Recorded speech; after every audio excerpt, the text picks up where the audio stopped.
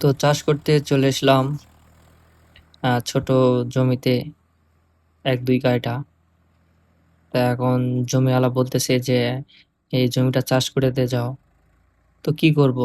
ছোট জমি একটু ঘোরাতে কষ্ট হয়, তারপরও জমি চাষ করে দিতে হয়। কিছু বলার থাকে না। এজন্য চাষ করে দিলাম।